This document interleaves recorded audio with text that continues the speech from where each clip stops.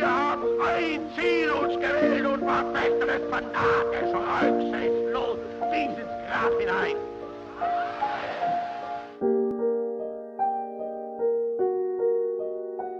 Adolf Hitler. Most people know this name, but very few can even come close to comprehending the terror that he began only 79 years ago.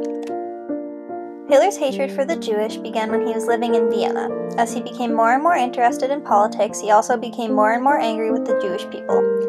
Hitler blamed them for ruining the culture of his country, as well as for Germany's surrender in the First World War. Hitler believed that Germany was superior to all and was willing to do anything to make sure that everybody else believed it too. The genocide didn't occur suddenly. It took years of Hitler building up his political support, and wasn't until 1929, when unemployment in Germany reached 6 million, that people began to support his ideology. Hitler blamed the Jewish people for Germany's surrender in World War I, which to him meant that they were the reason Germany wasn't seen as a superior nation. Although Hitler primarily wanted to eliminate the Jewish, he also wanted to get rid of anyone in Germany that wasn't pure in Hitler's eyes. This included disabled people, homosexuals, politicals, as well as Polish, Ukrainian, Belarusian, and Yugoslavian people.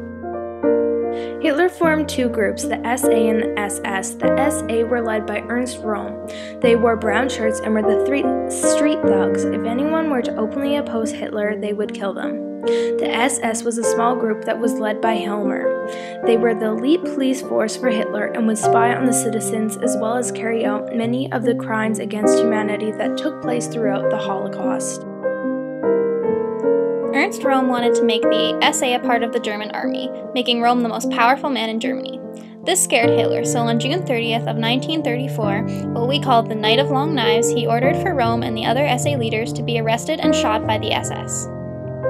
The Nuremberg Laws were established in 1935, taking away the Jews' German citizenship, as well as forbidding marriage and sexual interactions between Jews and non-Jews, especially with pure-blood Germans. After the violence against the Jews increased, in 1938 a Jew shot and killed a Nazi official. Hitler ordered Himmler to begin a week of terror on the Jews. This started on November 10th, when Jewish synagogues were burnt to the ground and their shops were destroyed. This is known as the Night of Broken Glass. Concentration camps were set up all throughout the Holocaust. Jews were forced to do labor and were systematically killed by the SS and SA members. The most famous concentration camp is the Auschwitz-Birkenau, which is responsible for 1.1 million deaths on its own. In 1942, Hitler ordered Himmler, the SS leader, to carry out the final solution, which was an attempted extermination of all the Jews.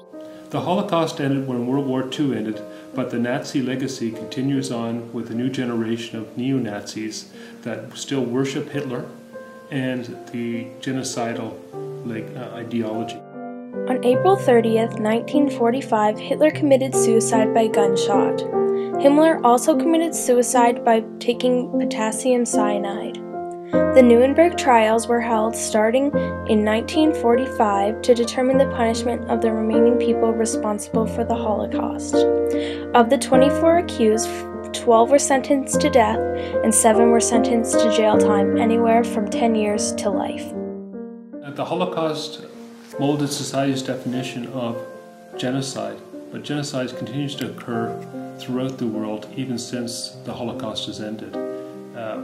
With every genocide, we hope that we learn more about what are the situations that cause it and what causes the triggers for it to occur. With that knowledge, hopefully we can prevent genocide.